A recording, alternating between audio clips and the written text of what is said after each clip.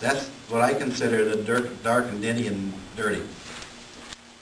Tony, do you concur with that? You know, I guess I don't know all the politics of what they're going through down there, but to me, when they've committed money to west of 71, that to me is a sign that they're putting some commitment there. So I guess I'm not aware that this worksheet you're talking about that says there's no other money between now and 2019. I guess I'm not aware of anything like that. And the other thing I would add, as far as the comment about what projects are competing for the program dollars, you also have to subtract out of the total dollar amount. We put so many dollars each year into bridges, so many dollars into the interstate, so many into 3R. So the pot gets smaller after you take those type of things out. So you don't have the full, they don't necessarily have the full program that they would commit to this type of project. I probably should have mentioned that they're new players, or they're new to the scene, if you will, that are taking additional funds. There's a finite number of funds, and until you can increase that pot by a fuel tax or some other way, then they're handicapped. I believe that the attitude down in Ames is to try their level best to do as well as they can with Highway 20. Given the fact that you have all these other forces coming at you to grab those funds. What Nancy and Tony both have alluded to is we are at that crunch where, because of rising inflation and stable rates of growth and funding, we no longer have money for expansion. It's going to be maintenance. Maintenance only, essentially.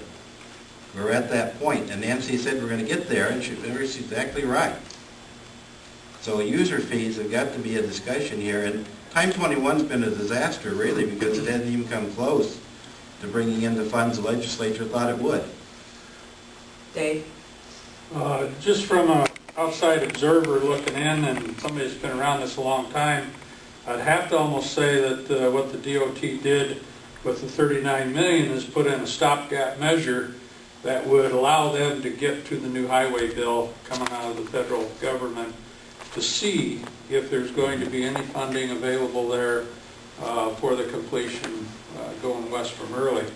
The $39 million will get them into right-of-way and maybe some grading on those 11.5 miles and keep things moving forward while they wait and see what the feds do.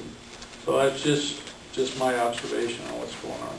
This group is far from naive to understand that as leadership changes in the commission and stuff, desires for different programs become more evident. It's like when you're a county supervisor and everybody wants a paved road to your house. So we've seen this before. Bill Anderson, do you have anything to add to this? Sure. Well, I'll think with Bob's comments about the no earmarks.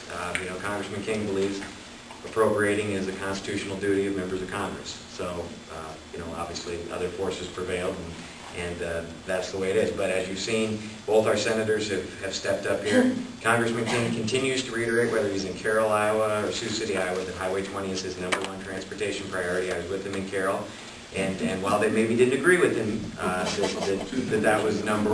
be #1, I tell you, they respect him because he's honest with them. He doesn't try to, play games or give them false hope. This is his #1 priority as far as transportation goes, and until it's completed, it will remain #1 for him. And you're so alive. Right. So one thing I do want to say about the Sioux City trip, though, is that Ann has been coming out for the last few years, and with that, obviously, we could say, well, anybody could go out there and make a presentation and read some information. But Ann has also developed a number of good relationships that are important to us. And obviously, as her story said with Congressman Braley, that's an opportunity you wouldn't have, the Highway 20 group would not have if you didn't have an advocate out there.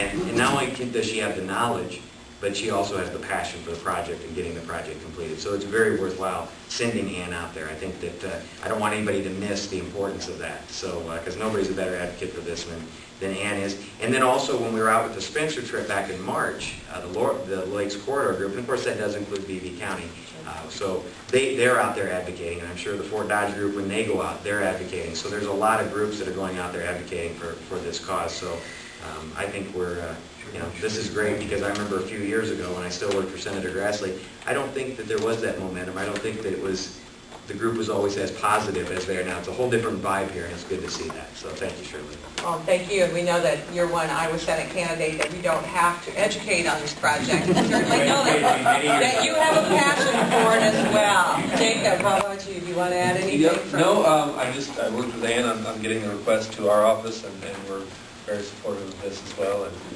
$3 million, I think, was the largest we usually request. That's why it was $3 million.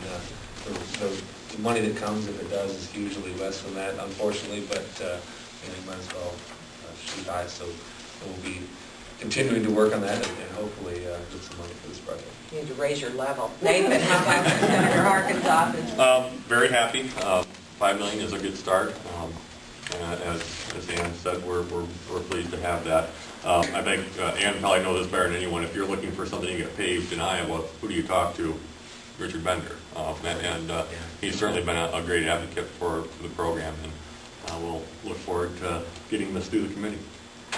Well, certainly count on you to continue to carry our message to them that we think it's extremely important to provide Iowa with another east-west four-lane road, and it's only natural that we finish this project before any other. And while, I, like Bob, had to search for Highway 100. In fact, I didn't even know where it was until somebody pointed it out today, because I searched the map the other day and couldn't find it.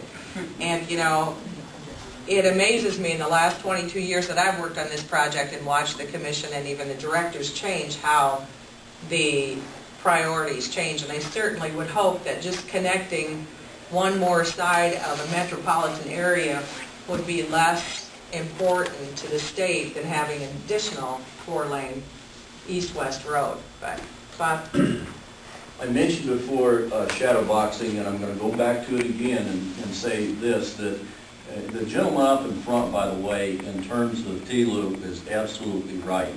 And in the discussions that I've listened to at the DOT, very difficult when you don't have, it's just kind of steady as you go and hope for the best. And in this environment, economic environment, hoping for the best is about all you can do, and yet with no commitment from anybody that there are going to be additional funds. With that being said, realize that everything from the legislature and the governor's office throughout, there are things that we cannot affect, but what we can affect is contacting our local, state, and federal representatives, congressmen, senators, and state folks who you can make a difference in that, especially in that area. And so, again, the commission is designed to listen to you and me and our needs and the needs of all of Iowa. Excuse me, the commissioners are.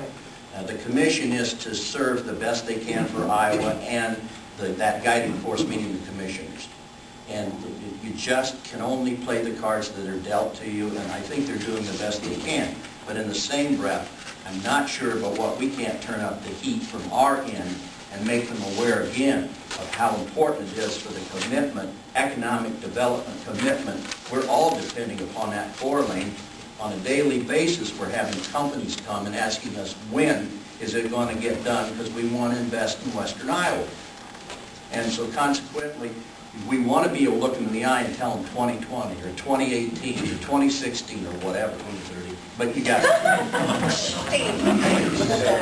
That you want. Okay, enough. Thank you, Bob. And once again, we thank you guys for going to the meetings for us.